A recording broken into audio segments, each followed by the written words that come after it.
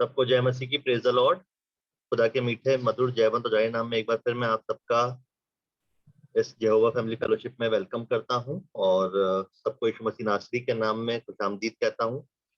और ये आशा और विश्वास रखता हूं कि हम सब अपने अच्छे घरों में अच्छे चंगे हैं, भले हैं, और धन्यवाद देते हैं हमारे इकलौते जीवित खुदा का हर एक अच्छी बात के लिए, हर एक अच्छी चीज के लिए जो उसने हमें दिन भर में दी है। प्रभु ने हमें अच्छे से संभाल के रखा, दिन भर अच्छी आशीष और बरकतों से नवाजा, इसके लिए हम खुदा का धन्यवाद देंगे। और आइए आज की इस मीटिंग को हम स्टार्ट करेंगे और मैं रिक्वेस्ट करूंगा ग्रेस चाची से कि इस मीटिंग को लीड करने में हमारी हेल्प करें। ओवर टू यू चाची।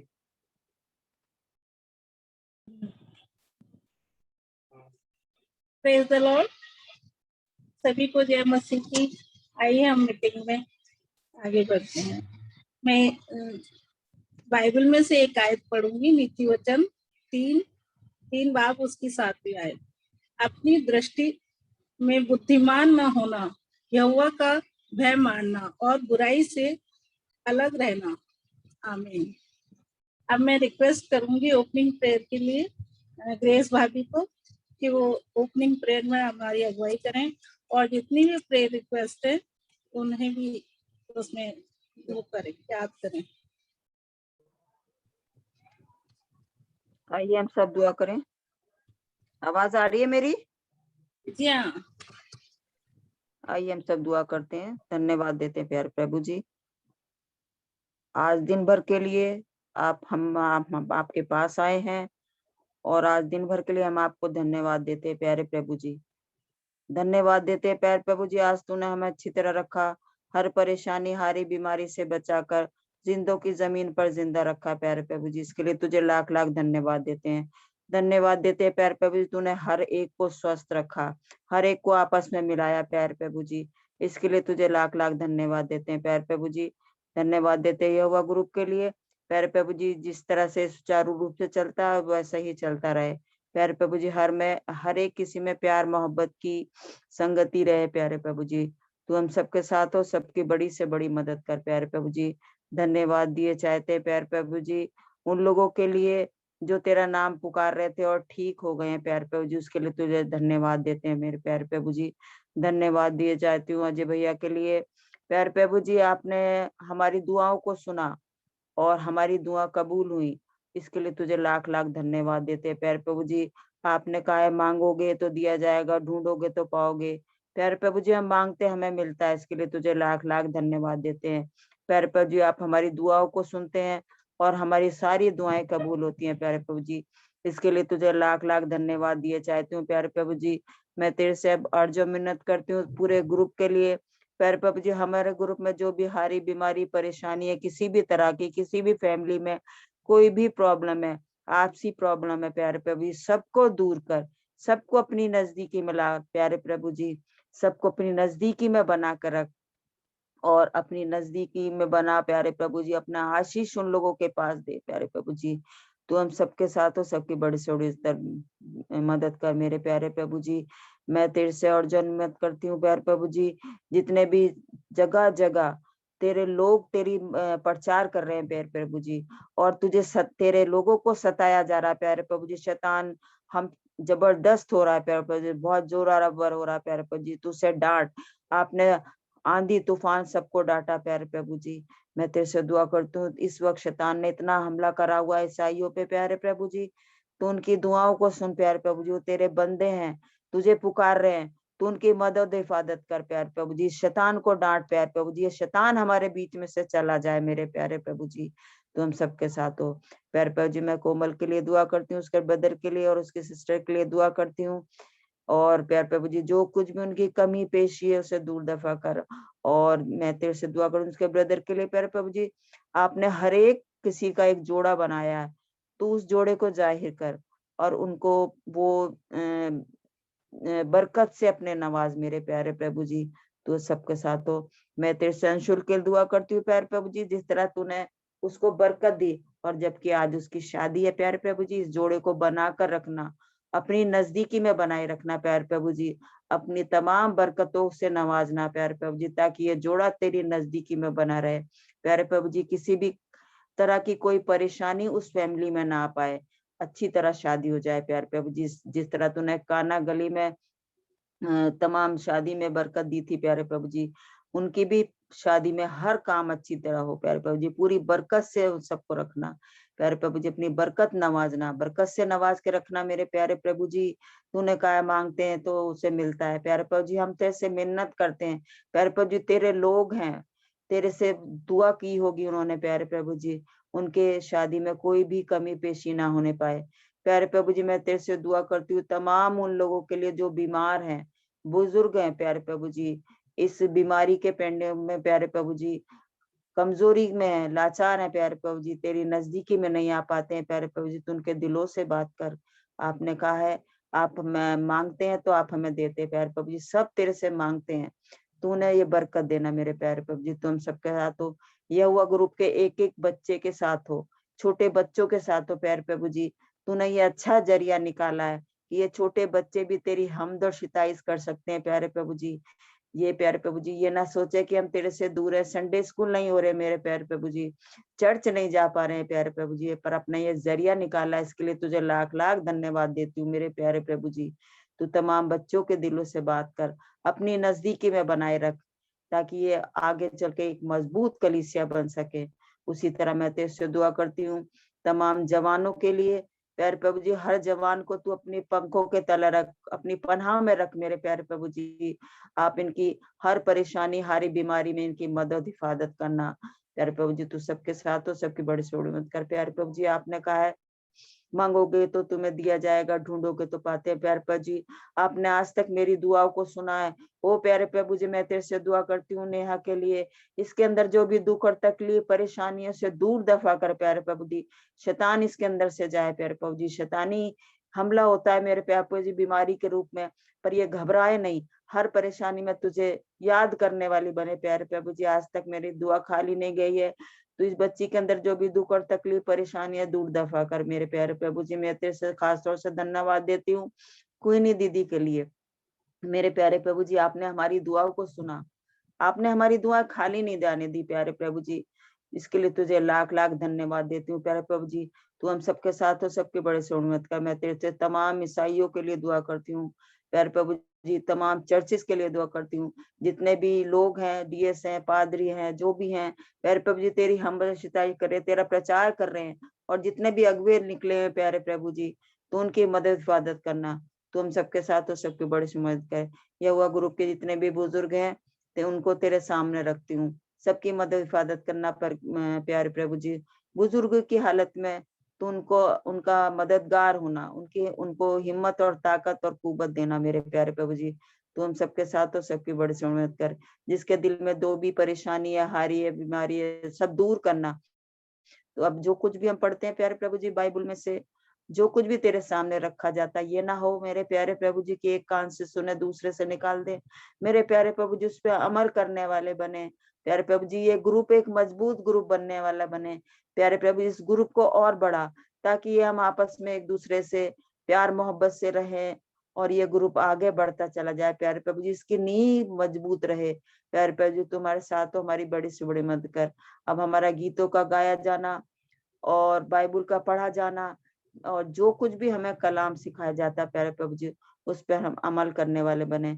धन्यवाद देती हूँ अपने लिए प्यारे प्रभु जी। तूने मुझे अब तक संभाल कर रखा है प्यारे प्रभु जी, हर हारी बीमारी से बचाकर अपनी पाक पनाह में रखा है। मैं जो कुछ भी मांगती हूँ आप हमें देते हैं प्यारे प्रभु जी। तू सबके साथ हो, सबके बड़े से उम्मीद कर प्यारे प्रभु जी। तू मेरे साथ हो, रहना रहे, मेरी मदद हिफाजत करना प्यारे प्रभु जी। जितने भी लोग बैठे हुए हैं यहाँ, जितने भी तेरे सामने सर झुकाए हुए हैं प्यारे प्रभु, चाहे वो जवान हो, बच्चे हो, बूढ़े हो, प्यारे प्रभु बुजुर्ग हो, और जितने भी हैं सबकी मदद हिफाजत करना। तो सबके साथ रहना, सबकी बड़ी से उम्मीद कर। पूरे देश को, पूरे संसार को तेरे सामने रखती हूँ।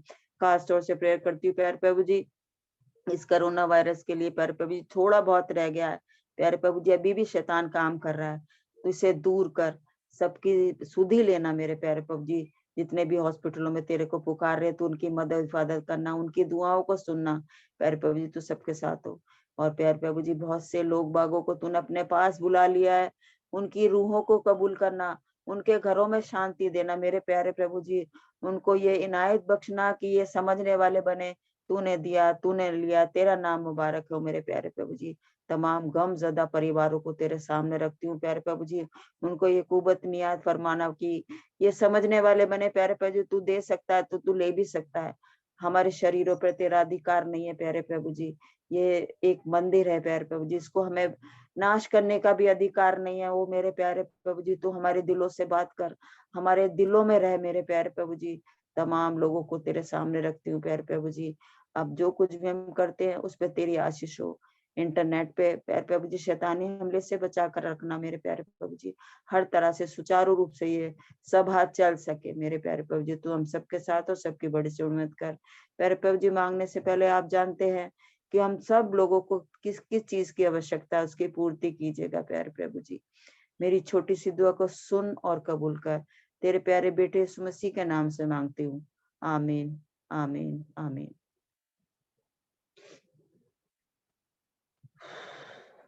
के लिए अब मैं प्रेजेंट वर्शिप के लिए डॉली आंटी से रिक्वेस्ट करूंगी कि वो हमारी अगुवाई करेंगे। 2 कॉमन गाने जो हम गाने वाले हैं, प्रेज द लॉर्ड सबको, और हम 2 कॉमन से गाने सब आपको आते हैं।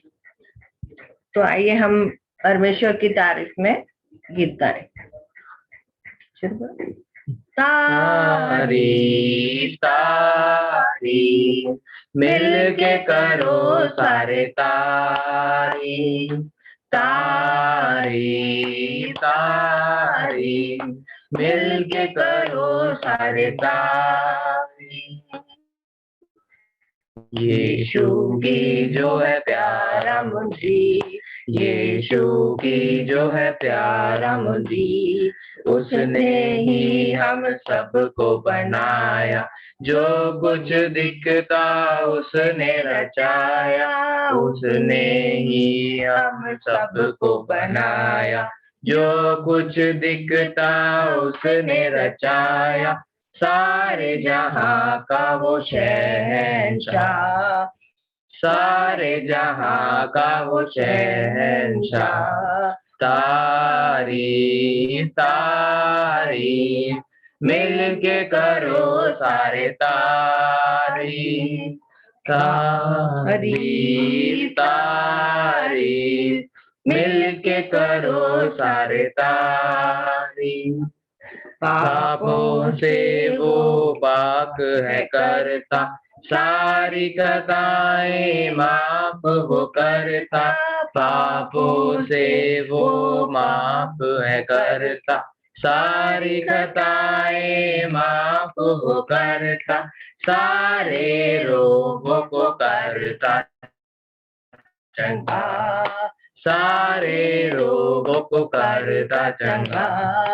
तारी तारी मिल के करो सारे तारी, तारी तारी मिल के करो सारे तारी। यीशु की जो है प्यारा मुझी, यीशु की जो है प्यारा मुझी, उसकी मौत से जिंदगी है पाई। आशा नहीं एक उसने दिलाई, उसकी मौत से जिंदगी है पाई। आशा नहीं एक उसने दिलाई। बैठेंगे छत पर तैमन, बैठेंगे तक पर तैमन। तारी तारी मिल के करो सारे तारी। यीशु की जो है प्यारा मुझी, यीशु की जो है प्यारा मुझी। हम 2 सना मिल के करेंगे, सदा वहाँ पर उसको तकेंगे। हम 2 सना मिल के करेंगे, सदा वहाँ पर उसको तकेंगे। गीत नया वहाँ गाएंगे, गीत नया वहाँ गाएंगे।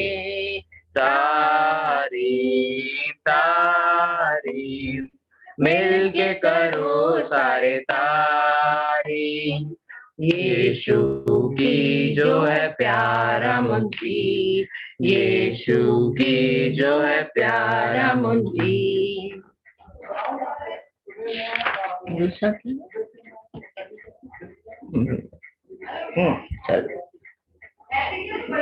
बोलो जय मिलकर जय, बोलो जय यीशु की जय, बोलो जय मिलकर जय, बोलो जय यीशु की जय, बोलो जय जय जय।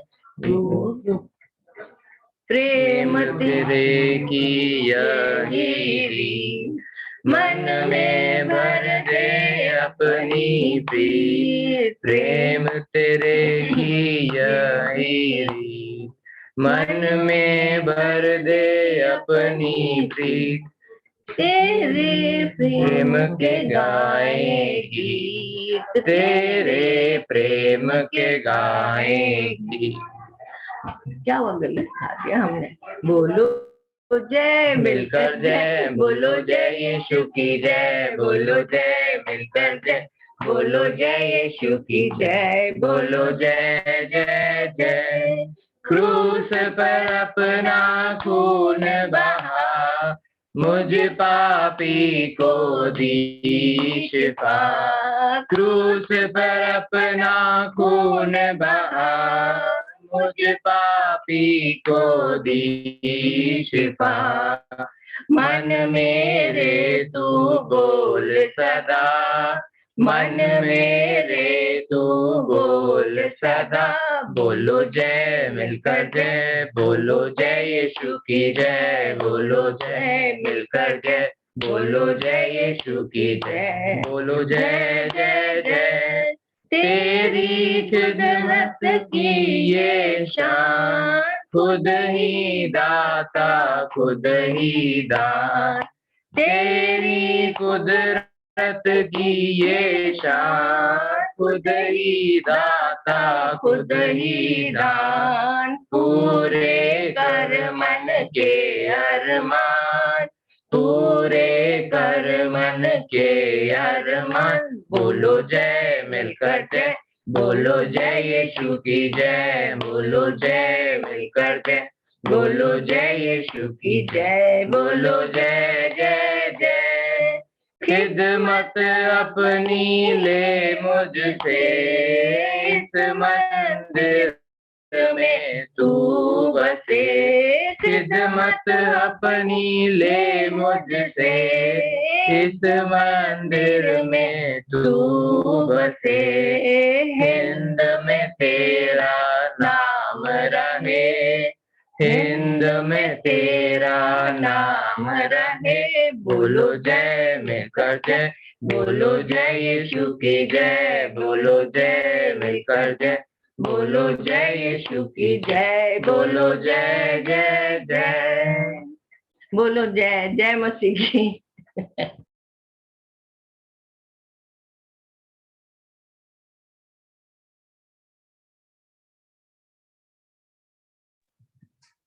थैंक यू आंटी, बहुत अच्छी प्रेज एंड वर्शिप करी आपने, बहुत अच्छा लगा। Thank you. अब मैं वर्ड ऑफ गॉड के लिए ब्रदर अनुराग लाल से रिक्वेस्ट करूंगी कि वे उनके दिल में जो भी वचन डाला है प्रभु ने, वो हमारे बीच में बांटें। Anurag Lal. Thank you so much. खुदावन प्रभु यीशु मसीह के नाम में आप सबको मैं सलाम अर्ज करता हूँ, जय मसीह की बोलता हूँ। और खुदावन का शुक्र करते हैं इस अच्छे दिन के लिए, इस मुबारक मौके के लिए जो उसने हमें दिया कि अपनी जिंदगियों में एक बार फिर से अपने प्यारे खुदावन के पास आ सकें, उसके सामने अपनी दुआओं को रख सकें, उसकी पाक रूह जब हमसे बात करे तो वो धीमी और मीठी प्यारी आवाज सुन सकें। और क्या गुड न्यूज आज उसने हमारे लिए रखी है, क्या सुसमाचार, क्या शुभ संदेश उसने हमारे लिए रखा है, उसको हासिल कर सकें। क्योंकि आप सब जानते हैं हर एक इंसान की जिंदगी संघर्षों से भरी है, परेशानियों से भरी है। हर एक जन एक चिंता में, एक उधेड़-बुन में, एक परेशानी में भागा चला जा रहा है, अपनी जिंदगी को बिताया चला जा रहा है। तो खुदा हमें मौका देता है रोज कि हम उसकी मौजूदगी में आए, उसके पाक कलाम को पढ़ें, उसके गीतों को गाएं, उसकी शुक्रगुजारी बजा लाएं, और इससे हमारे दिलों को बहुत सुकून मिलता है, बहुत शांति मिलती है, और हम खुदा का शुक्र करते हैं एक बार फिर से कि आज एक बार फिर उसने हमें ये मौका दिया। और इस मीटिंग को ऑर्गेनाइज करने के पीछे जितने भी जन हैं, जो बुजुर्ग हैं, जिनका ये दर्शन खुदा ने जिनकी जिंदगियों में रखा, और उसके बाद जिन जवानों ने इस दर्शन को आगे कैरी फॉरवर्ड किया, इसको ऑर्गेनाइज करते हैं, जूम सॉफ्टवेयर को जिन्होंने परचेज किया और उसके बाद इसको ऑर्गेनाइज करते हैं, डेली इसका रूटीन का वो प्रोग्राम बनाते हैं, दुआएं करते हैं, इस मीटिंग के लिए दुआएं भी होती हैं, आप सब जानते हैं, बिना दुआओं के कुछ नहीं हो सकता। एक बार फिर से हम उन तमाम लोगों को जो इस मीटिंग के पीछे हैं, प्रभु यीशु मसीह के नाम से आज की शाम आशीषें देते हैं, खुदा से उनका खैरियत की दुआ मांगते हैं, उनके ऊपर बरकतों की दुआ मांगते हैं। आज का वचन में जाने से पहले अगर मैं सवाल आपसे पूछूं, आप उसका जवाब अपने दिलों में आप दीजिए, और वो सवाल ये है कि कल आप लोगों ने क्या खाना खाया, क्या भोजन आप लोगों ने कल किया। कल तो खैर इतवार था, कल तो संडे था ना, कल तो संडे था, और हम तो सब इजरायली कौम हैं, संडे का भोजन हम सबका एक ही मेन्यू होता है। तो चलिए कल का नहीं, उससे पहले का सैटरडे का भोजन क्या हमने खाया था, दिन का भोजन क्या खाया था, और रात का डिनर क्या खाया था, अपने दिल से पूछिए। मुझे विश्वास है 80% या 90% लोगों को याद होगा। थोड़ा और पीछे में जाऊं, 2 दिन पहले, और फ्राइडे सैटरडे से 2 दिन पहले थर्सडे या वेडनेसडे, लास्ट वेडनेसडे को आप लोगों ने क्या डिनर खाया था या क्या लंच किया था, तो शायद हो सकता है 50% लोगों को याद हो। गाड़ी को थोड़ा और पीछे ले जाऊं, 10 दिन पहले आप लोगों ने क्या खाना खाया था। सो मेरे ख्याल से अगर कोई स्पेशल ओकेशन नहीं था 10 दिन पहले, किसी का बर्थडे या किसी की एनिवर्सरी या किसी शादी का या किसी फंक्शन का खाना, तो शायद हम में से किसी को याद नहीं होगा कि 10 दिन पहले हमने क्या भोजन किया था, हमने क्या खाना खाया था ना। तो क्या हमने खाना खाया ये हमें याद नहीं है, तो इसका ये अर्थ हरगिज नहीं है कि खाना हमारे शरीर के लिए इंपॉर्टेंट नहीं है। मानते हैं आप ये सब बात? खाना हमने क्या खाया 10 दिन पहले या 15 दिन पहले या 1 महीना पहले या 6 महीना पहले, हमें याद नहीं है और याद रह भी नहीं सकता। लेकिन खाना हमारे शरीर के लिए बहुत जरूरी है, बहुत इंपॉर्टेंट है हमारे बॉडी के नरिशमेंट के लिए। ठीक उसी तरीके से खुदा का जो कलाम है यह हमारी रूहों के लिए बहुत जरूरी है, बहुत जरूरी है। हमने 10 दिन पहले क्या सरमन सुना था या 4 दिन पहले क्या सरमन सुना था, हो सकता है शैतान हमारे दिल में ये कंडेमनेशन लाए कि आपको तो वो याद ही नहीं है, तो आपका क्या फायदा है रोज आप मीटिंग करते हो, व्हाट इज द बेनिफिट। आपको मालूम ही नहीं है 4 दिन पहले कौन सी बाइबल रेफरेंस पढ़ा, व्हाट इज द बेनिफिट। शैतान हो सकता है दिल में हमारे डाल, और डालता है, इट हैपेंस, होता ही। तो आज की शाम खुदा का रूह हमें ये सिखाना और बताना चाहता है कि जिस तरीके से खाना जो हमको याद नहीं रहता लेकिन हमारे शरीरों के लिए जरूरी है, उसी तरीके से खुदा का कलाम हमारी रूहों के लिए बहुत जरूरी है। और मान के चलिए ये बात कि जब हम खुदा की रूह में होकर के खुदा के कलाम को सुनते हैं, हो सकता है कि आज मुझे ये याद नहीं है कि पिछले इतवार को हमारे पादरी साहब ने चर्च में क्या सरमन दिया, हो सकता है मुझे आज याद नहीं, लेकिन कल को जिंदगी मुझे उस मोड़ पे लेके जाएगी जिस मोड़ पे मुझे उस कलाम की जरूरत होगी। खुदा का रूह वो कलाम मेरे दिल में बिजली की तरह पहुंचा देगा, मुझे याद आ जाएगा खुदा के कलाम ने उस दिन मेरे से क्या बात की थी।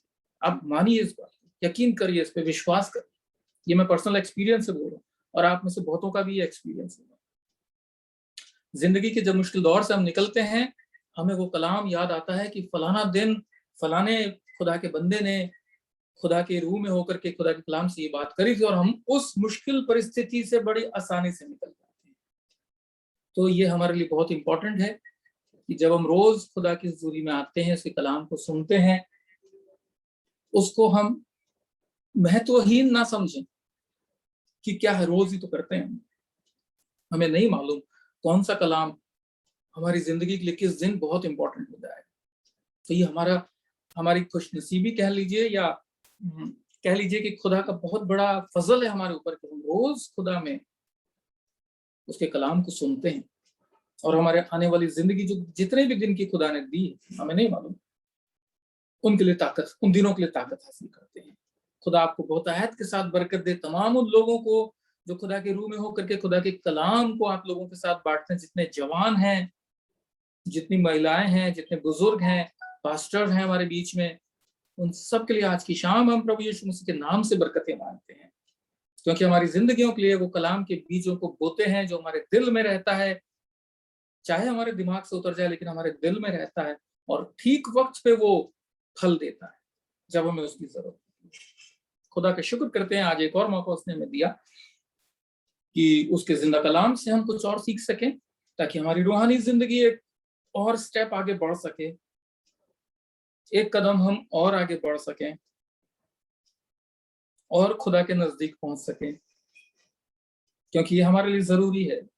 हम ईमानदारों के लिए, जो हम ईमानदार हैं, अभी दुआ में ग्रेस भाभी जैसे बोल रही थी, ईसाई हर एक वो जन है जो क्रिश्चियन है, अगर कॉमनली बोल, लेकिन हम जो ईमानदार हैं, विश्वासी हैं, जिन्होंने प्रभु को जान लिया, क्योंकि अनफॉर्चुनेटली आज कितने ईसाई ऐसे हैं जो विश्वासी नहीं। आप सब इस बात को बहुत अच्छे तरीके से समझते हैं, मैं उसको दोबारा से एक्सप्लेन करके टाइम जाया नहीं करूंगा, लेकिन हम इस बात को बहुत अच्छे तरीके से समझते हैं कि हम जो विश्वासी हैं, खुदा का कलाम बताता है कि खुदा ने दुनिया से ऐसी मोहब्बत रखी, दुनिया से ऐसी मोहब्बत रखी, ये नहीं लिखा कि इस्राएलियों से मोहब्बत रखी या मसीहों से या ईसाइयों से मोहब्बत रखी, दुनिया से ऐसी मोहब्बत रखी कि उसने अपना इकलौता बेटा है। और उसके बाद जब हम पढ़ते हैं कलाम में, तो कलाम हमें बताता है कि बुलाए हुए तो बहुत हैं लेकिन चुने हुए थोड़े हैं। ये सब छोटी छोटी बातें हैं जो हमारे दिलों में खुदा रखता है, और हमें ये इन बातों को सुनना चाहिए, समझना चाहिए। बुलाए हुए तो बहुत हैं, चुने हुए थोड़ा। हम उन चुने हुए लोगों में से हैं जिनको खुदा ने चुना है और चुन करके अलग किया, ताकि हम उसके लोग कहलाएं, उसकी विश्वास योग्यता की, उसकी अच्छाइयों की, उसकी भलाइयों की, उसकी चंगाइयों की, उसके छुटकारे की, उसके उद्धार की गवाहियां पूरी दुनिया में दी। खुदा ने हमको चुन के अलग किया। तो खुदा का शुक्र करते हैं कि आज उसने हमें एक मौका और दिया कि उसके विश्वास में आगे बढ़ें और थोड़ा ऊंचा उठें, कुछ और चीजें जो खुदा सिखाना चाहता है वो सीखें। कलाम में चलने से पहले अपने सरों को झुकाएं और एक छोटी सी दुआ खुदा से मांगे कि हमारे दिलों की जमीन तैयार हो, ताकि जब कलाम का बीज बोया जाए तो वो उस जमीन में धंस जाए और कई गुना फल लेकर के आए। शुक्र करते हैं प्यारे आसमानी बाप, एक बार फिर से आज के इस मुबारक दिन के लिए खुदा जो जिंदगी जमीन पर हमने देखा, आपने हमें जीवित रखा, तंदुरुस्त रखा, खुश रखा, हर तरीके से अपनी बरकतों से आसूदा किया, किसी चीज की कोई कमी घटी नहीं होने दी। सुबह से लेकर शाम तक आपने हमारी रहनुमाई फरमाई, हम जहाँ कहीं गए आए हर तरीके से आपने संभाला। आपका धन्यवाद खुदा। शुक्र करते हैं इस मुबारक वक्त के लिए जो आपने हमें दिया। ये वो मुबारक वक्त है जब आप अदन की वाटिका में आदम और हवा से मिलने आते थे खुदा, और आज आप हमसे भी मिलने आते हैं खुदा। जब हम एक मन होकर के आपके सामने सरों को झुकाते हैं, आप हमसे मिलने के लिए अपने स्वर्गीय सिंहासन से झुक के नीचे उतर आते हैं। हम आपके शुक्रगुजार हैं। हमारी ये संगति आपकी तरफ से आशीषित संगति है खुदा, क्योंकि आप हमारे साथ मौजूद हैं। बड़ी संजीदगी के साथ आपकी उपस्थिति को महसूस करते हुए जब इसमें आगे बढ़ते हैं, आपसे दुआ है खुदा हमारे दिलों को तैयार कीजिए, ताकि आपका पाक कलाम, आपका पाक रूह जब हमारे दिलों से बात करे तो कोई तीसरा शख्स, कोई तीसरी बात हमारे दिलों में ना आए खुदा, और हम पूरी संजीदगी से, पूरी समर्पण से आपकी बातों को सुने और हमारी जिंदगियां और बेहतर हो जाएं, आपके और नजदीक आ जाएं, और जो खुशखबरी आज आपने हमारे लिए रखी है खुदा, वो हमारी जिंदगी को खुशियों से भर दे। और जब इस संगति के बाद हम अपने जीवन में लौटते हैं खुदावंद, एक नई शांति के साथ, एक नए खुशी और नए सुकून के साथ लौटे और आपके नाम को महिमा दें। इंटरनेट और इलेक्ट्रिसिटी के इंटरप्शंस होने वाली तमाम परेशानियों को यीशु नासरी के नाम से बांध देते हैं खुदा, ताकि किसी तरह की कोई परेशानी ना आए और हम बड़ी खुश दिली के साथ आपके कलाम की बातों को सुन सकें। मैं अपने आप को आपके हाथ में देता हूँ। आपने चुना खुदावन, आप मुझे बल और बुद्धि दीजिए। मेरे दिलो दिमाग को सारे ख्यालों से खाली करके अपने जिंदा कलाम से भरिए, ताकि जो आपकी मर्जी है वो आज बहुतायत के साथ पूरी हो। आपका पाक रूह लोगों से बात करने वाला हो और मैं और हम सब बहुतायत के साथ आशीष पाए। सारी महिमा आपको देते हुए इस प्रार्थना को आपकी बेटे हमारे उद्धार करता प्रभु यीशु मसीह के नाम में आमीन। इमेजिन कीजिए एक ऐसे डॉक्टर के बारे में जिसके पास आप जाते हैं। अभी सैटरडे को जब टेस्टिमनी टाइम चल रहा था तो अनुपम भाई अपनी टेस्टिमनी दे रहे थे, बहुत खूबसूरत टेस्टिमनी। किस तरीके से बीमारी ने जब उनको घेरा, उन्होंने पूरे विश्वास के साथ उसका सामना किया, खुदा से दुआ मांगी और खुदा ने उनको चंगाइयों से आशीष दी। और उस टेस्टिमनी के दौरान वो बता रहे थे कि जब वो डॉक्टर के पास गए, डॉक्टर ने उनको देखा, डायग्नोज किया, टेस्ट लिखे, टेस्ट करवाए और उसके बाद उनको ट्रीटमेंट लिख के दिया। और उन्होंने इस चीज की गवाही दी कि जो उनको चंगाई मिली वो उस ट्रीटमेंट से नहीं मिली, वो खुदा की तरफ से थी। और बिल्कुल सही बात है। इस चीज को आज एक एग्जाम्पल के तौर पे हम देखेंगे और छोटी सी बात है जो खुदा करना चाहता है हमसे, उसको समझने की कोशिश करेंगे कि खुदा की रूह आज क्या बोल रही है हमसे।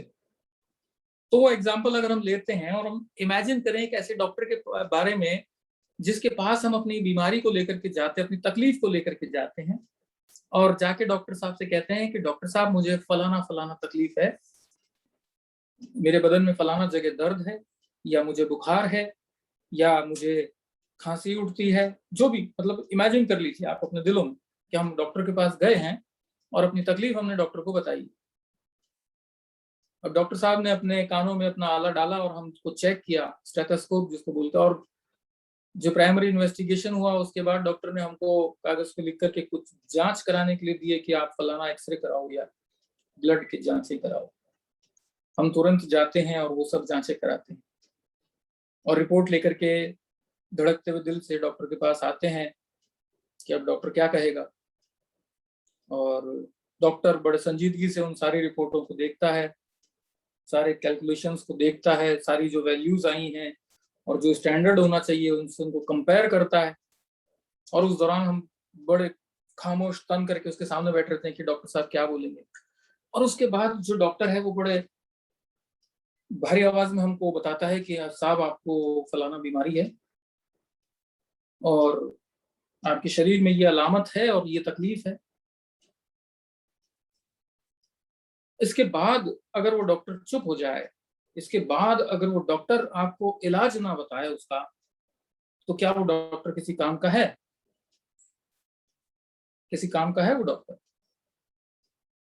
उसने सारी जांचें करा ली, खुद ने एग्जामिन कर लिया, बता भी दिया कि आपको बुखार है, आपको दर्द है और ये फलाना बीमारी आपको है, और यहीं पर वो फुल स्टॉप लगा दे, तो क्या वो डॉक्टर किसी काम का है? नहीं है किसी काम का, नहीं है किसी काम का वो डॉक्टर। क्योंकि डॉक्टर के पास हम जाते हैं सॉल्यूशन के लिए, ट्रीटमेंट के लिए, इलाज के लिए ना। डॉक्टर हमें इलाज बताता है कि आपको ये बीमारी है और आपको ये करेंगे तो आपकी ये तकलीफ कम होगी, फलाना मेडिकेशन आप करेंगे तो आपको इस बीमारी में आपको आराम मिलेगा, आपको इस तरीके से खाना खाने की आदतें बदलनी है, सोने की उठने की आदतें बदलनी है, बैठने की आदतें बदलनी है। अभी मेरे कमर में बहुत दर्द है तो इसलिए मेरे को कहा गया कि किस तरीके से बैठना है, तो डॉक्टर ये सब बताता है। और तभी उस डॉक्टर के पास जाने का फायदा होता है मरीज को, वरना तकलीफ बताने वाले तो डॉक्टर के अलावा भी बहुत मिल जाएंगे। आपके पड़ोसी होंगे जो आपकी तकलीफ आपको डॉक्टर से ज्यादा बेटर और ज्यादा जल्दी डायग्नोस करके बता देंगे, तो भैया फलाना बीमारी है आपको। आपके फ्रेंड सर्कल में आपके दोस्त होंगे वो बता देंगे आपको, तो भैया तेरे को ये हार्ट की बीमारी है। आपके कई रिश्तेदार होंगे जो आपको ये बता देंगे कि आपको फलाना बीमारी है, क्या बीमारी हो सकती है। बीमारी बताने वाले आपको कई मिल जाएंगे, लेकिन उसका इलाज बताने वाला वो डॉक्टर ही। तो जो मेरा ये एक्सटेंडेड एग्जाम्पल था, इसको मैंने इतना डीपली एक्सप्लेन इसलिए किया कि हम इस बात को समझें कि जो बातें हमारे शरीर पे लागू होती हैं वही बातें हमारे रूह पे, हमारी आत्मा पे भी लागू होती हैं। जैसे शुरुआत में हमने देखा कि हमारा शरीर जो खाने की जिसको जरूरत है, उसी तरीके से हमारी आत्मा को जिंदा कलाम की भी जरूरत। उसी तरीके से जब तक हमारे इलाज के लिए हमको डॉक्टर अगर सही सलाह नहीं दे, सही रास्ता नहीं दिखाए, तो वो डॉक्टर हमारे किसी काम का नहीं है, वो डॉक्टर हमारे किसी काम का नहीं। अनफॉर्चुनेटली होता क्या है कि जब हम रूहानी जिंदगी में आते हैं तो रूहानी जिंदगी में भी कई बार हमको ऐसे ही डॉक्टर्स का सामना करना पड़ता है। कई बार हमको रूहानी जिंदगी में भी ऐसे ही डॉक्टर्स का सामना करना पड़ता है जो हमें हमारी तकलीफ बताते हैं, परेशानी बताते हैं, वो हमको कंडेम करते हैं बाइबल से, बाइबल की आयतों से। वो हमको इतना खौफजदा कर देते हैं कि हम गुनहगार हैं, हम पापी हैं, हमने ये किया, हमने वो किया और हमारी जिंदगी का कोई अर्थ नहीं है। और ऐसा करने वालों का अंजाम क्या होता है वो भी बता देते हैं।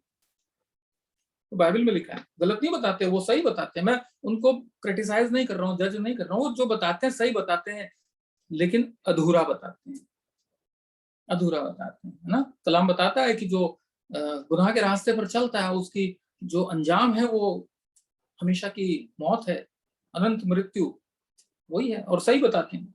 लेकिन जो हमारा प्रभु यीशु मसीह, जो हमारा मुंजी है, जो हमारा खुदा का इकलौता बेटा, हमारा गुरु, हमारा स्पिरिचुअल लीडर, हमारा सब कुछ है प्रभु यीशु मसीह, वो सिर्फ हमको डायग्नोज करने के लिए नहीं आया बल्कि ट्रीटमेंट कर देने के लिए आया। और ये बहुत जरूरी है कि हम इस बात को समझें कि हमारे लिए treatment is more important than diagnosis. Anybody can diagnose. मैंने आपको बताया भी एग्जांपल, और आप प्रैक्टिकली अपनी लाइफ में ट्राई करके देखिए, आपको मिल जाएंगे ऐसे बहुत जने। भैया आप बहुत झूठ बोलते हो, भैया आपकी जो जिंदगी है बहुत दिखावटी है, आप अंदर से कुछ और हो, बाहर से कुछ और हो। बहुत सारे होंगे जो आपके अंदर कमियां निकालने वाले, लेकिन इलाज देने वाला कौन है, और वो हमको समझना है आज। और कलाम में से कई बार ऐसा होता है कि हम मैसेज सुनते हैं और सुनते ही चले जाते हैं, लेकिन हमें सॉल्यूशन नहीं मिल पाता। हम समझ नहीं पाते कि इससे बचें कैसे, इन सबसे बचें कैसे। और बड़ा अफसोस की बात है कि कई जिंदगियां इसी उधेड़-बुन में निकल जाती हैं, उसी चक्रव्यूह में फंसे हुए हैं, पाप करते हैं, पश्चाताप करते हैं, इंसानियत में आगे बढ़ते हैं, फिर आजमाइश आती है, फिर पाप करते हैं, फिर पश्चाताप करते हैं, और इस तरीके से ये जो विशियस सर्कल है ये चलता रहता है, इसका एंड नहीं है, कोई ब्रेकेज नहीं होती। जबकि हमारे मुंजी प्रभु यीशु मसीह ने हमको आजाद होने के लिए चुना। कलाम बताता है कि तुम सत्य को जानोगे और सत्य तुम्हें स्वतंत्र करेगा। हमें जरूरत है इस चीज को जानने की, हमें जरूरत है इस चीज को जानने की। ज्यादा टाइम नहीं लूंगा, आधे घंटे या 35 मिनट में अपनी बात में आपके सामने रखूंगा जो खुदा ने मेरे दिल में रखी है, बड़ी खुशी के साथ रखी है, और मुझे वो खुशी मिली और वही मैं आज आपके साथ शेयर करना चाहता हूँ खुदा में होकर के। अगर हम स्क्रिप्चर पढ़ें, कुलुस्सियों की पत्री उसका 3रा अध्याय और उसकी 5 से लेकर 11 आयत तक, तो वहां पर हमें जो हिस्सा देखने को मिलता है वो पौलुस रसूल जो है यहाँ पर फरमाते हैं कि जो इंसान का पुरानी जिंदगी होती है वो किस तरह की थी और नई जिंदगी कैसी होनी चाहिए। अभी गुजरे दिनों में एक पास्टर साहब जो थे, पास्टर मनोज मसीह के फ्रेंड थे, उन्होंने बहुत खूबसूरत तरीके से इसके ऊपर प्रचार किया, और उसके बाद भाई अनुपम ने भी इसके ऊपर बहुत अच्छे तरीके से बोला। और इस पैसेज को मैं अभी आपके सामने पढ़ूंगा नहीं, क्योंकि आपने सब ने इसको बहुत अच्छे तरीके से पढ़ा। 5 से लेकर के अगर 11वीं आयत के तक अगर आप इसे पढ़ेंगे, कुलुस्सियों का खत उसका 3रा बाब और उसकी 5 से लेकर 11 आयत तक, यहाँ पर जो लिखने वाला है वो पुरानी जिंदगी के बारे में बात कर रहा है कि कैसे थी पुरानी जिंदगी तुम्हारी। व्याभिचार, अशुद्धता, दुष्कामना, बुरी लालसा, लोभ, मूर्ति पूजा वगैरह वगैरह वगैरह। हम सब जानते हैं इसके बारे में, हम सब जानते हैं। अरे हम क्या, छोटे बच्चे जानते हैं। आप 10 साल के बच्चे से पूछिए, वो भी इन सब बातों को जानता है कि मूर्ति पूजा क्या होती है, या लालच क्या होता है, या बुरी लालसा क्या होती है, बता देगा वो 10 साल का बच्चा। आज की टेक्नोलॉजी बहुत फास्ट है, सब जानते हैं। और उसके बाद अगर हम आगे चलते हैं तो 12वीं आयत से लेकर के 17वीं आयत तक जो नई जिंदगी है, जब खुदा में हम आ जाते हैं तो नई जिंदगी कैसी होनी चाहिए उसके बारे में लिखने वाले ने यहाँ पर लिखा है, खुदा के रूह में होकर के। यहाँ पर लिखा है कि इसलिए परमेश्वर के चुने हुओं के समान, बुलाए हुए बहुत हैं, चुने हुए थोड़े हैं, हम सब चुने हुए हैं। परमेश्वर के चुने हुओं के समान जो पवित्र, प्रिय, करुणा, भलाई, दीनता, नम्रता, सहनशीलता वगैरह धारण करो। मैं आपके सामने एक बाइफरकेशन रखना चाह रहा हूं और फिर हम जल्दी से सीखेंगे 10 मिनट के अंदर कि खुदा क्या समझाना चाह रहा है। तीसरे कुलुस्सियों 3 के 5 से 11 तक में पुरानी जिंदगी है, 12 से 17 तक में नई जिंदगी। अब होता क्या है मसीहों की जिंदगी में, मैं आपको बताऊं, और आप भी इससे पूरी तरह से इत्तेफाक रखेंगे, मेरा विश्वास है, क्योंकि ये प्रैक्टिकल है, हम देखते हैं अपनी जिंदगी में देखते हैं। होता ये है साहब कि जो नई जिंदगी है ना, जिसके बारे में पौलुस साहब यहाँ पे फरमा रहे हैं कि जो नई जिंदगी हम खुदा में आ जाते तो नई जिंदगी में हमको ये करना चाहिए। क्या क्या? पवित्र, प्रिय, करुणा, भलाई, दीनता, नम्रता, सहनशीलता। हम कोशिश करते हैं कि ये हमारी जिंदगी में आए, हम में करुणा हो, करुणा हो हमारे अंदर, हम भलाई करें लोगों के साथ, दीनता हमारे अंदर, दीन भी हो, हम दीन भी हो, नम्र भी हो, सहनशीलता भी हमारे अंदर हो। ये हम कोशिश करते हैं और हमारे अंदर आ जाती है। लेकिन प्रॉब्लम क्या होती है कि जो इससे पहले वाला जो हिस्सा है ना, पुराना जीवन, पुरानी जिंदगी, वो हमसे अलग नहीं हो पाती, वो पूरी तरीके से हमसे अलग नहीं हो पाती। और आज 100 में से 99 जो विश्वासी हैं उनकी यही प्रॉब्लम है कि नया जीवन तो मिल गया, प्रभु यीशु मसीह को मुक्तिदाता अपना ग्रहण कर लिया, उद्धारकर्ता ग्रहण कर लिया, खुदा के नेचर को समझ लिया, विश्वास में आ गए, बपतिस्मा ले लिया, डुबकी वाला बपतिस्मा भी ले लिया, लेकिन जो ये पुरानी जिंदगी की बातें हैं ना, ये 100% लाइफ से नहीं निकल पाती। व्याभिचार नहीं निकल पाता। बाइबल हमें सिखाती है कई तरीके से होता है, ये कई तरीके से होता है, विचारों से भी होता है, नहीं निकल पाता। अशुद्धता, दुष्कामना, कितना भी कोशिश कर लें, 1 तारीख से लेकर 29 तारीख तक बिल्कुल सही रहे, 30 तारीख को हो जाती है ब्लड। और यही हमारा आज का विषय है। खुदा हमको यही सिखाना चाहता है कि ऐसा क्यों होता है, ऐसा होता है। ये बताने वाले कई मिल जाते हैं, कई हैं जो हमको बताते हैं कि भैया आप में ये गलती है, आप सब कुछ अच्छा कर रहे हो लेकिन आपके अंदर दुष्कामना है। लेकिन इसका सॉल्यूशन क्या है, परमानेंट सॉल्यूशन क्या है? जल्दी से आगे चलेंगे हम, क्यों ये पुराना हिस्सा हमारी जिंदगी से नहीं निकल पाता। इसके लिए हमें कुछ करना पड़ेगा, कुछ करना पड़ेगा।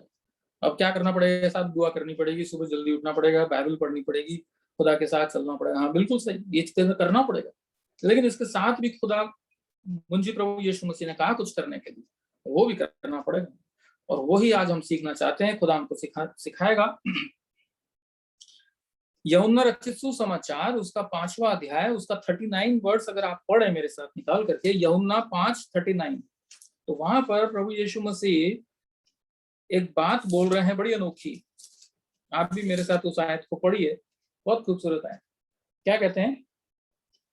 तुम पवित्र शास्त्र में ढूंढते हो क्योंकि समझते हो कि उसमें अनंत जीवन तुम्हें मिलता है।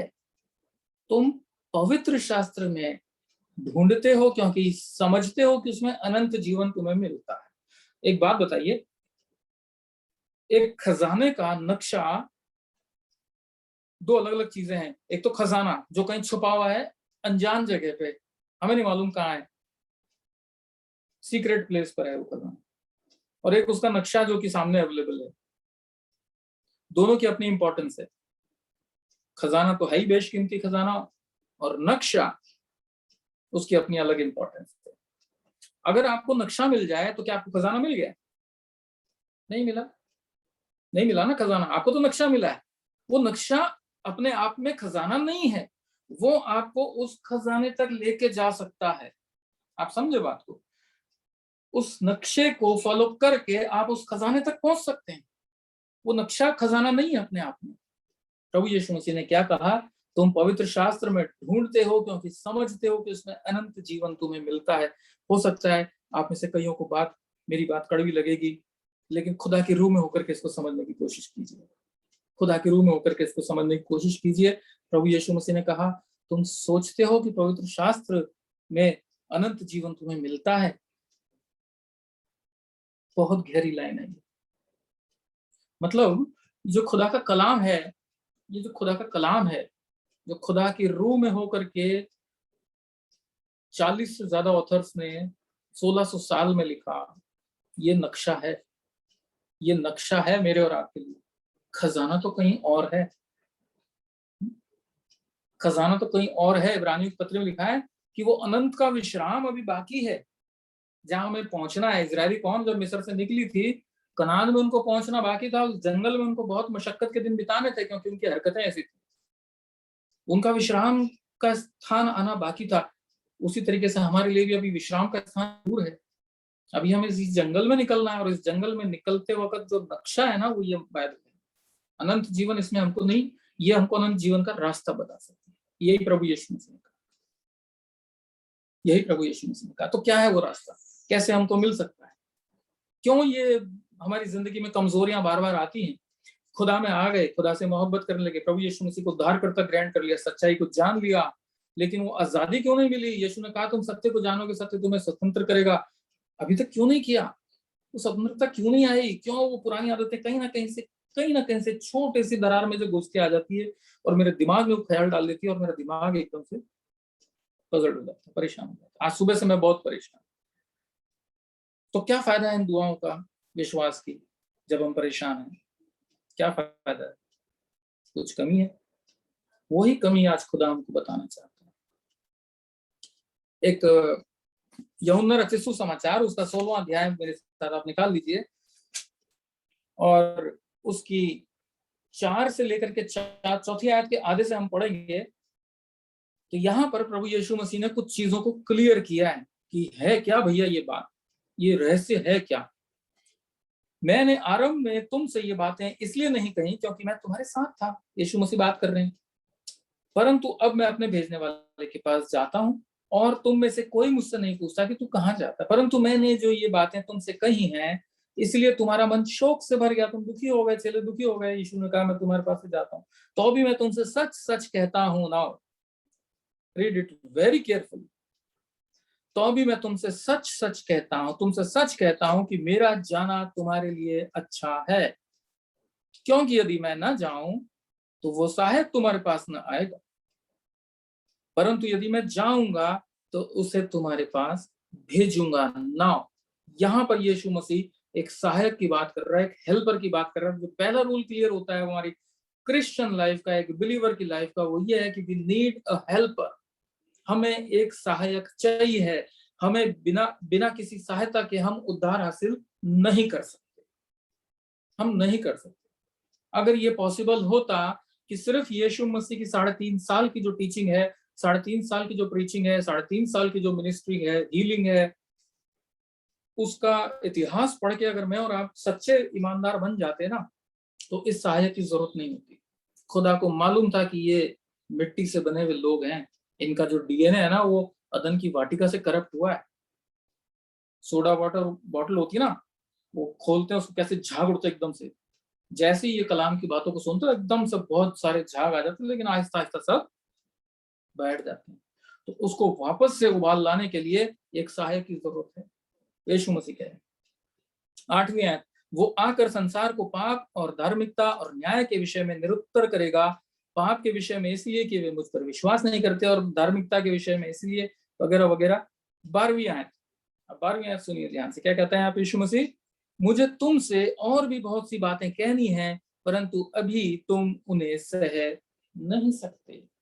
अब ये वो बात है जो हमें समझनी है। प्रभु यीशु मसीह ने अपनी मिनिस्ट्री में बहुत सारे काम किए, बहुत सारे मौजज़े किए, बहुत सारे आश्चर्य कर्म दिखाए, बहुत सारे चिन्ह दिखाए, लेकिन हम कलाम में पढ़ते हैं कि उसके चेले तक पूरी तरह से विश्वासी नहीं बन पाए। यीशु मसीह के जो चेले थे वो भी 100% बिलीवर नहीं बन पाए, वो भी नहीं बन पाए। तो यीशु मसीह कहता है कि मुझे बहुत तुमसे बातें कहनी, लेकिन मैं क्या कहूं तुमसे, तुम सहन ही नहीं कर पाओगे। और इसीलिए मैं जाता हूं कि वो सहायक भेजूं जो हमेशा तुम्हारे साथ रहेगा। यीशु मसीह मनुष्य के रूप में आए थे, हमें समझना पड़ेगा भाइयों बहनों। यीशु मसीह मनुष्य के रूप में आए थे, उनका काम करने का टाइम लिमिटेड था। एक लिमिटेड वक्त ही उन्हें इस दुनिया में गुजारना था, और उसके बाद उन्हें वापस लौटना था खुदा की महिमा में। मृत्यु को हराना था, पापियों का उद्धार करना था, लेकिन उसके बाद उन्हें खुदा की महिमा में वापस लौटना था। और वो जानते हैं, खुदा जानता है कि हमारी हैसियत कितनी, हमारे दिमाग की हमारी सहनशीलता कितनी है, खुदा जानता है। और इसीलिए खुदा की जो योजना है वो ये है कि हमको एक सहायक दे, और इसीलिए वो कहता है कि मुझे तुमसे बहुत कुछ बातें कहनी, परंतु अभी तुम उन्हें सह नहीं सकते, परंतु जब वो अर्थात सत्य का आत्मा आएगा, यह है हमारा हेल्पर। अनफॉर्चुनेटली आज की तारीख में बाइबल के अंदर जो one of the most ignored personality, अगर मैं बोलूं तो शायद खुदा माफ करे मेरे को गलत नहीं बोलूं तो मैं, one of the most ignored personality, one of the most ignored character in the Bible is the Holy Spirit. हम सारे कैरेक्टर्स के बारे में जानते हैं, उनके जन्म के बारे में, उनके पेरेंट्स के बारे में, उनके कामों के बारे में। होली स्पिरिट को हम शायद इतने अच्छे तरीके से नहीं जानते। हमने सुना है पास्टर्स के थ्रू या सरमन्स के थ्रू, या हम जानते हैं, लेकिन हमने उसको एक्सपीरियंस ही नहीं किया। अगर हमारी जिंदगी में ऐसा वाकया होता है तो आज की शाम जो हमारे लिए गुड न्यूज है, जो शुभ संदेश है, जो खुशखबरी है, वो यही है। खुदावन यीशु मसीह कहते हैं, परंतु जब वो अर्थात सत्य का आत्मा आएगा तो तुम्हें सब सत्य का मार्ग बताएगा, क्योंकि वो अपनी ओर से ना कहेगा, परंतु जो कुछ सुनेगा वही कहेगा और आने वाली बातें तुम्हें बताएगा। Now this is the medicine, this is the treatment जो हमें लेना जरूरी है। बीमारी के बारे में बहुत कुछ बता दिया, पाप, परेशान हो गए हम सुन के पाप के बारे में। सब जानते हैं पाप के बारे में क्या है, मैं तो कर रहा हूं पाप ना, मालूम है। इलाज क्या है? इलाज है पवित्र आत्मा। हमें बहुत जरूरी है अपनी जिंदगी में होली स्पिरिट को इनवाइट करना। जब ये करते हैं जिंदगियां ऐसे से ऐसे हो जाती हैं। यीशु मसीह के जो चेले, जो डरपोक थे, जो भगोड़े थे, पतरस साहब जो सबसे बुजुर्ग थे, पानी में डूबने लगे, यीशु मसीह को झड़कने लगे कि तू कैसी बातें करता है, मैं मर जाऊंगा। खुदा की योजना कोई नहीं समझी। जैसे ही पवित्र आत्मा मिला, एक दिन में हजारों लोगों ने उसके एक सरमन से खुदा को एक्सेप्ट कर लिया, उसी पतरस के सरमन से जो यीशु मसीह को छोड़ के भाग गया, यीशु मसीह को पहचानने से इनकार कर दिया। क्या ताकत आई साहब उसके अंदर, सोचिए, उसकी पर्सनैलिटी देखिए आप, क्या बदलाव आया जब पवित्र आत्मा आया। सहायक बहुत जरूरी है, सहायक आना बहुत जरूरी है। कुलुस्सियों 3:5-11 और 12-17 के बीच का जो गैप है ना, वो ये सहायक ही है। 12 से 17 जो नया जीवन है वो हम कोशिश करते हैं और कर भी लेते हैं, भलाई, करुणा, नम्रता, दीनता, सब। लेकिन जो पुरानी जिंदगी की बातें हैं ना, जो हमसे अलग नहीं हो रही, मान लीजिए आप मेरी बात को, खुदा की रूह में होकर के मैं आपसे कह रहा हूं कि वो हम अपना एड़ी चोटी का जोर लगा लें, वो बातें हम अपनी जिंदगी से अलग नहीं कर सकते। क्योंकि अगर वो बातें हमारी जिंदगी से हम अपनी कैपेसिटी से अलग कर सकते होते तो शायद यीशु मसीह की भी जरूरत नहीं पड़ती। वो हम नहीं कर सकते। वो हमारा स्वभाव, इंसान का नेचर ऐसा है, उसका डीएनए ऐसा है। दाऊद कहता है कि मैं पाप के साथ अपनी माता के गर्भ में पड़ा। तो हमारे अकाउंट में पाप तो पहले क्रेडिट हो गया, इससे पहले कि हम दुनिया में। अब सोचिए इस बात की गहराई को सोचिए। गुनाह एक ऐसे नेचर के साथ हम पैदा होते हैं जो सिंफुल नेचर है, और हम पूरी जोर लगा ले हम इससे अलग नहीं हो सकते, नहीं हो सकते हमारे।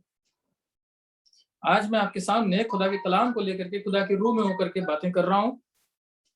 1 घंटे बाद मेरे मन में कुछ भी ख्याल आ सकता है, मैं उसको कंट्रोल नहीं कर सकता।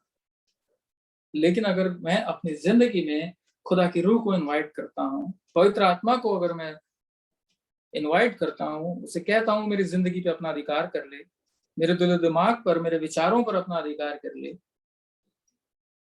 तो वो फिर मेरे को इन विचारों से, इन गुनाहों से, ये जो है ना कुलुस्सियों 3:5-11, इन सब बातों से बचा सकती है। और वो ही बचा सकती है, मैं चाह करके भी नहीं बच सकता। और यही वो खुशखबरी है जो खुदा आज हमको देना चाहता है। कितनी बार हम ऐसे बातों को सुन चुके हैं कि हमें क्या करना चाहिए, क्या करना चाहिए, क्या करना चाहिए। बिल्कुल सही बात है, लेकिन कैसे करना चाहिए? खुदा कहता है, यीशु मसीह कहता है कि उसके लिए तुम्हें एक सहायक की जरूरत है। उस सहायक को अपनी जिंदगी में, उस सहायक को अपनी लाइफ में एक्सेप्ट करो, उसको अपनी लाइफ में काम करने दो ना। क्वेश्चन ये आता है कि अब वो होए कैसे, पवित्र आत्मा को बुलाएं कैसे? कैसे कोई कार्ड छपवा के बैठवाएं या कैसे बुलाएं उसको? Very simple. अगर कुछ नहीं आता, अपने आप को सरेंडर कर दीजिए। कुछ करने की जरूरत नहीं है, किसी से सीखने की जरूरत नहीं है। खुदा का रूह अपने आप आपके दिल में सिखाए।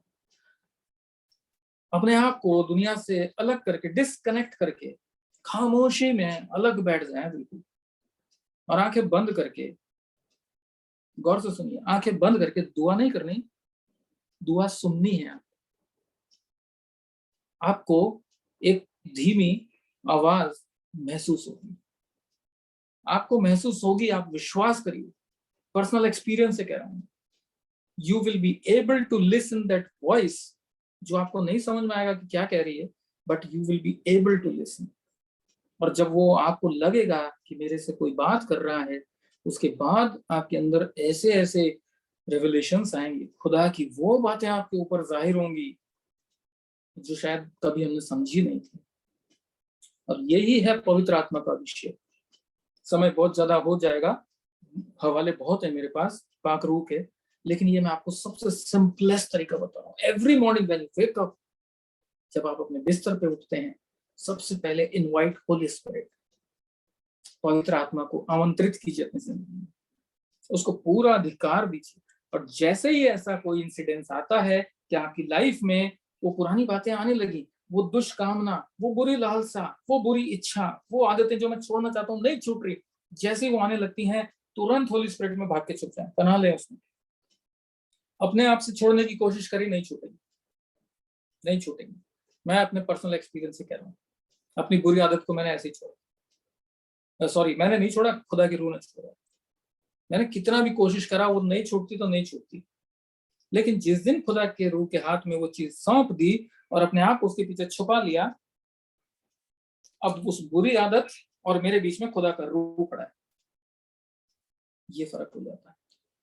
और यही हमारे लिए बहुत जरूरी है, इस बात को समझना, सीखना कि खुदा का रूह हमारे लिए कितना जरूरी है। हम इस बात को सुनते हैं, शब्दों में सुनते हैं, सरमन में सुनते हैं, but it is very important for us कि हम अपनी लाइफ में उसको एक्सपीरियंस करें, अपनी लाइफ में उसको एक्सपीरियंस करें। आप एक्सपीरियंस करना इस चीज को। आप में से बहुतों ने किया है, आपकी जिंदगी बताती है, आपकी जिंदगियां गवाहियां हैं, आपकी जिंदगियां गवाहियां हैं, आपकी जिंदगियों में है पवित्र आत्मा।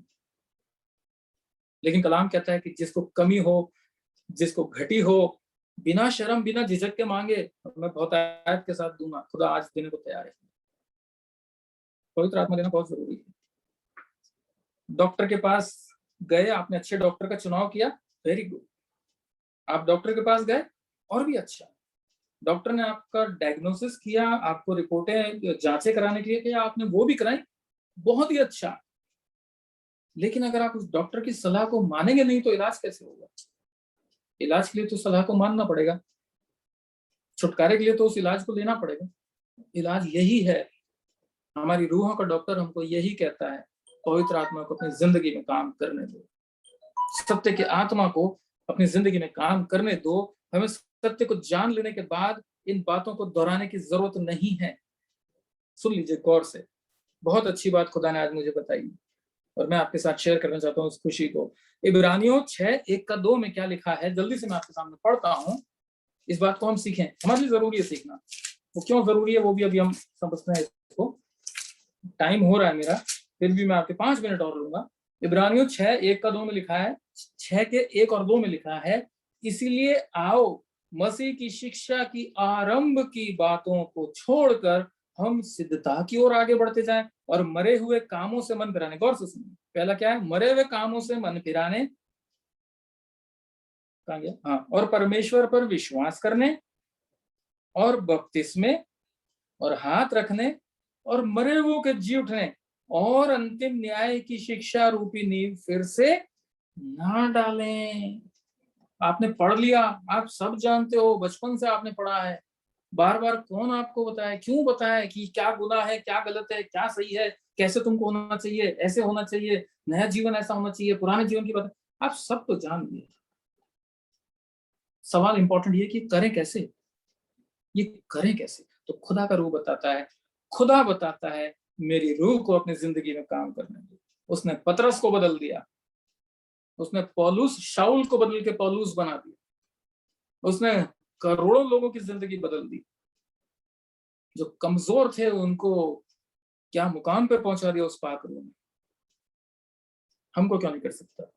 हमें भी कर सकता है, शर्त सिर्फ इतनी कि हमें नम्र होना पड़ेगा, दीन होना पड़ेगा, खुदा के रूह को इनवाइट करना पड़ेगा अपनी लाइफ में, और जब वो काम करेगा तो उसको काम करने देना पड़ेगा उसको। हमारे लिए जरूरी है कि जब वो पवित्र आत्मा हमारी जिंदगी में काम करे ना, तो उसको हम अलाउ करें। Yes, we allow you Holy Spirit to work in my life. आप काम करो पवित्र आत्मा, फिर उसके खिलाफ नहीं जाना, क्योंकि आप बाइबल पढ़ने वाले लोग हैं, जानते हैं बाइबल में क्या लिखा है। इंसान का हर एक गुनाह माफ किया जा सकता है, जानते हैं ना, इंसान का हर एक गुनाह माफ किया जा सकता है सिवाय एक गुनाह के, जो माफ नहीं किया जा सकता, बाइबल में लिखा, और वो है पवित्र आत्मा को शोकित करना, पवित्र आत्मा को शोकित करना। इस एक आयत से समझिए इसकी कितनी इंपॉर्टेंस है पवित्र आत्मा की। होली स्पिरिट हमारी जिंदगी के लिए कितना इंपॉर्टेंट है। हमने विश्वास करा, हमने बपतिस्मा लिया, मसीह खानदान में पैदा हुए, हमारे बुजुर्गों ने हमें वो तालीम दी है कि हम खुदा को जानते हैं बचपन से, और उसके बाद अपनी जिंदगी में जब एक्सपीरियंस किया खुदा को, पूरी तरीके से उद्धार करता अपना ग्रहण कर लिया खुदा को, बस आप यकीन मानिए, इफिसियों उसका पहला अध्याय उसकी 13वीं-14वीं आयत में लिखने वाला कहता है कि तुम पे अब पवित्र आत्मा की छाप लग चुकी, पवित्र आत्मा की छाप लग चुकी, हम पे लग गई, होली स्पिरिट की वो सील हम पे लग गई, और हमारी जो मीरास है, मीरास मतलब जो इनहेरिटेंस जो कि हमें मिलने वाली है, उसका बयाना खुदा ने भर दिया, मतलब एडवांस पेमेंट कर दिया, बुकिंग अमाउंट दे दिया खुदा ने, बुक कर दिया, ये जितने सोल्स हैं ये मेरे लिए बुक्ड हैं, खुदा ने हमारी बुकिंग अमाउंट जमा करा दिया। हमें किस बात की अब घबराहट? पुरानी जिंदगी को लेकर हम क्यों घबराएं? अगर पुरानी जिंदगी की बातें आती हैं, तुरंत हमारे लिए खुदा ने रखा है ना हेल्पर, उसको अपनी जिंदगी में इनवाइट करें, उसको अपनी जिंदगी में इनवाइट करें। And it is very simple, कुछ नहीं बोलना, कोई बड़े बड़े शब्दों में दुआएं नहीं करनी, कुछ नहीं करना, एक्सपीरियंस करना। मैं आपको बता रहा हूँ, होगा ऐसा, जब आप आंखें बंद करके बैठेंगे, आपके आंसू बहना शुरू हो जाएंगे, आपको नहीं मालूम क्यों। You will start crying, tears will flow out, बहेंगे आंसू, एक ऐसी शांति मिलेगी, एक ऐसा सुकून, एक ऐसा हल्कापन दिल में आएगा जो बयान से बाहर है। वही है Holi spirit, and it is a process. ये एक प्रोसेस है, ये एक प्रक्रिया है पूरी। आहिस्ता आहिस्ता प्रैक्टिस करेंगे, एक दिन ऐसा आएगा कि आप उन पुराने दिनों को याद करके हंसेंगे कि मैं ऐसा भी था, कभी मैं ऐसा भी था, आज खुदा ने मुझे क्या कर दिया, कहां से कहां ले आया खुदा मेरे को। वो एक शांति दिल में आएगी। पहला यूहन्ना उसका 2:27 में लिखा है कि जो अभिषेक तुम्हारे अंदर है ना, अब ये जरूरी नहीं कि तुमको कोई आके बार बार समझाए, साफ लिखा है कलाम में, मैं कलाम की बात कर रहा हूँ आपसे, क्लियर लिखा है, तो पढ़ देता हूँ मैं आपके सामने ताकि कोई कंफ्यूजन ना रहे। पहला यूहन्ना की पहली पत्री उसका 2 अध्याय उसकी 27वीं आयत में क्या कहता है? परंतु तुम्हारा वो अभिषेक जो उसकी ओर से किया गया तुम में बना रहता है। कौन सा अभिषेक? पवित्र आत्मा, वो तुम में बना रहता है, और तुम्हें इसका प्रयोजन नहीं कि कोई तुम्हें सिखाए। आरंभ की बातों को छोड़ के अब आगे बढ़ो, परिपक्वता में ठहरे हुए, तो पानी में भी बदबू आने लगती है। We have to move on, maturity में आगे बढ़ना। कहता है कि इसका प्रयोजन नहीं कि कोई तुम्हें सिखाए, वरन जैसे वो अभिषेक जो उसकी ओर से किया गया तुम्हें सब बातें सिखाता है, और ये सच्चा है, झूठा नहीं। ये वो सच्चाई है जो हम जान लेते हैं तो हमें आजाद कर देती है, जो हमें स्वतंत्र कर देती है पुरानी जिंदगी से। वही पुरानी जिंदगी जो मुझे बहुत परेशान करती थी, वो पुरानी आदतें जो मैं एड़ी चोटी का जोर लगा लिया नहीं जाती थी, तो खुदा की रूह को जैसे ही मैंने एक्सेप्ट किया यूं चली गई, जिंदगी ऐसे बदल गई।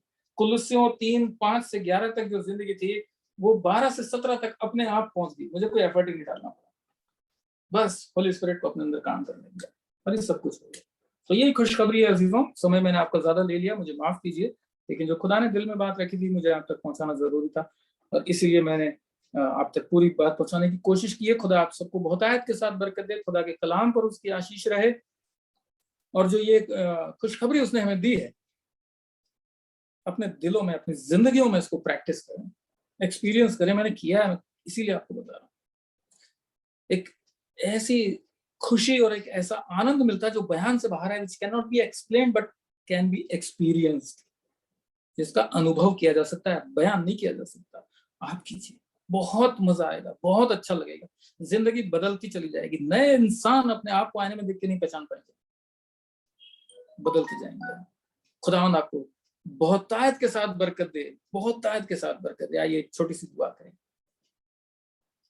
शुक्र करते हैं खुदावंद आज के इस मुबारक कलाम के लिए। खुदा आपकी पाक रूह के लिए आपका धन्यवाद। खुदा आपको अपने बच्चों का ख्याल है। खुदा आपने हमें सिर्फ चुना ही नहीं लेकिन चुन करके हमें खुदावंद हमारी कमियों से ऊपर उठाने के लिए सहायक दिया खुदा, ताकि वो हमेशा हमारे साथ रहे। सोते जागते उठते बैठते जिंदगी के किसी भी हिस्से में हम हो, खुदा वो पाक रूह हमारे साथ रहता। हम धन्यवाद। हम जानते हैं हम इंसान है खुदा, चिंता करने लगते हैं, परेशान हो जाते हैं, घबरा जाते हैं, परेशानी आती है, प्लानिंग करने लगते हैं, अपनी योजनाएं बनाने लगते हैं, परेशान खुदावंद। लेकिन आप मुस्कुराते हैं और कहते हैं मेरे बेटे है, मेरी बेटी, मेरी आत्मा को अपने अंदर काम करने दे। और जब आपकी पाक रूह हमारे अंदर काम करती है हमें फिर से खुशी मिल जाती है, वो सारी चिंताएं दूर हो जाती हैं। हम आपका धन्यवाद देते हैं आज की सुंदर शाम के लिए और इस अच्छे वचन के लिए जो आपने हमें दिया है खुदा। ये हम सबकी जिंदगियों में बहुत तायत के साथ बढ़ता चला जाए और हमारी जिंदगियां ऐसी हों खुदावंद जिसको देख के दूसरे लोग भी बरकत पाएं, आशीष पाएं। खुदावंद हमारे चेहरों की चमक आपके नाम को महिमा देने वाली है खुदा।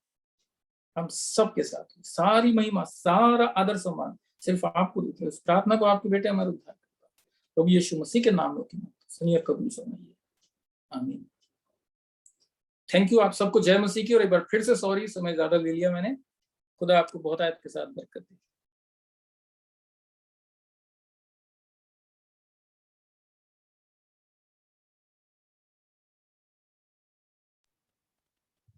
थैंक यू ब्रदर इतने अच्छे वचन के लिए।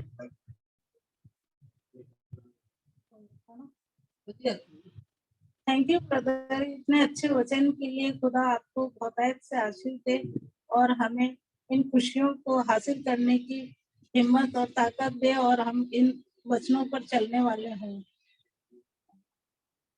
अब मैं रिक्वेस्ट करूंगी सीएन उतारित दुआ हमारी अजीज दुआ से कि वो एंडिंग प्रेयर में हमारी अगुवाई करें।